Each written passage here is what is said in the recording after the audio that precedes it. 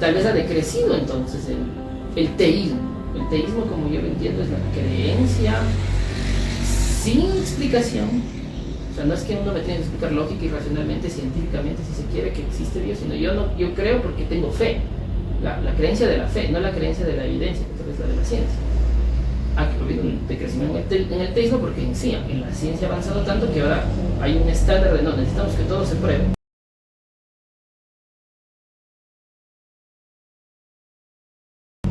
Y tal vez han crecido dos cosas. Por un lado, el ateísmo, que es yo ya no creo porque no hay evidencia y solo no creo.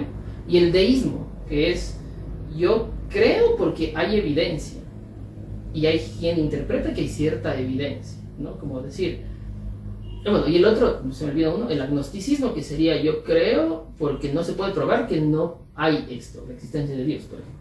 Entonces son maneras distintas de acercarnos al concepto de Dios. Yo creo, porque al menos como yo entiendo, el teísmo es una revelación, a alguien se le reveló que Dios existe y esto me transmite a los demás. Entonces hay unos iluminados que tienen esa revelación.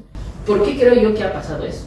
Y es algo que Lacan dice en algunos textos, que es un texto en donde él habla no solo de la ciencia, sino habla de la ciencia, de la religión, de la magia y del psicoanálisis, ¿no? Como 4 maneras de acercarse a la religión. Entonces, antes era solo el ateísmo. Dios existe y sí, Dios existe porque todos dicen que existe.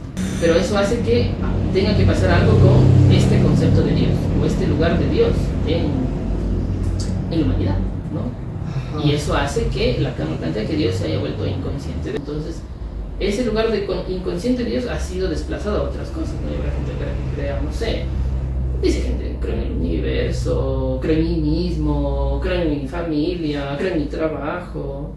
Y es muy difícil notar que hay una diferencia entre eso y la fe. No sé si lo has visto de forma diferente. Claro que sí, ajá. Y ya está. Pero, claro, si es que el teísmo ha caído, y digo teísmo porque eso puede ser monoteísmo o politeísmo, si la gente ya no le hace sentido ir a la iglesia, ninguna iglesia, entonces, ¿qué sucede? Porque la culpa no desaparece, eso es lo reaccionante. O sea, sigo sintiéndome culpable, pero ya no puedo ir a la iglesia, ¿y qué hago? Lo que Lacan y Freud decían es, hacemos síntomas. De hecho, es Freud quien habla de la neurosis obsesiva, por ejemplo, como una religión particular, como el neurótico obsesivo, como teniendo que hacer estos rituales, estos credos específicos que le dan como tranquilidad, que le protegen contra la angustia. Entonces, ya no es una religión colectiva, es una individualizada, por ejemplo. Pero incluso ahora creo que eso se está desdibujando aún más, ¿no? Porque ahora parece que ya ni siquiera se hacen síntomas, ¿no? Yo vengo de este seminario que te comentaba donde vi un debate sobre, bueno, ¿y estos padecimientos configuran síntomas o no? Creo que es todo un debate sobre qué implica que haya o no un síntoma. Al menos como yo entiendo, sintomatizar es poder ubicar en una estructura que algo no anda bien. Pero si no, eso no es ubicable, porque ahora, por ejemplo, a mí me parece fascinante este tipo de diagnósticos como crisis de ansiedad generalizada. ¡Wow! Es generalizada, está en todos lados y en ninguno. Entonces es difícil de explicitar, porque esto es lo que me pasa. Me siento mal, pero no sé qué es. Entonces creo que el nombrar algo, aunque sea un malestar, ya estabiliza. Y desde el inicio recién de un trabajo, no es que desde el final, desde el inicio, pero si ni siquiera podemos identificarlo, estamos bastante complejos, ¿no? Porque antes puedes decir, sí, yo pequé. Antes tal vez incluso decían, sí, yo tengo esta obsesión, pero ahora es como me siento mal y no sé qué.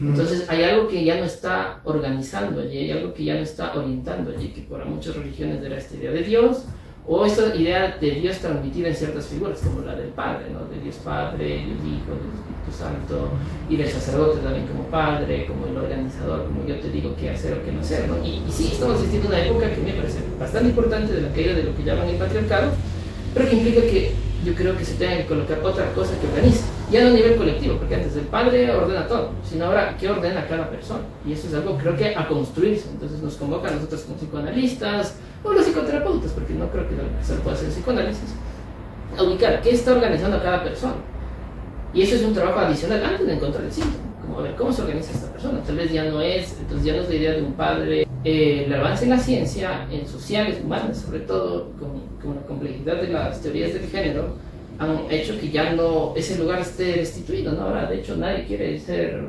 macho, hombre, viril, voy a decirlo así, por miedo a ser... Yo no creo que eso también está mal, ¿no? No creo que todos los hombres son malos, ni creo que todos los hombres son buenos. Creo que habrán personas malas y personas buenas, pero no por ser hombres, ¿no? Pero hay un lugar que ya no está en ese, se asume que siempre tiene que estar allí. Pero eso causa inconvenientes en la subjetividad, entonces la gente ahora está un poco descolocada. Creo que sí ha habido una destitución del hombre como referente de la humanidad. Entonces sí, yo creo que ha muerto esa idea de el hombre como lo que primero pensamos cuando pensamos en un humano, y ahora hemos pasado a esta idea de personas, incluso como lo plantean los proponentes del lenguaje inclusivo, las personas, o sea, que ya no tengamos que suponer que alguien será un par binario, ¿no? Hombre o mujer, sino pueden ubicarse en un espectro. Si lo bien me sirve para entenderlo como espectro, porque hay personas que dicen, pues, ¿cómo van a existir tantos géneros? Son tantas patologías mentales. Yo diría, no necesariamente.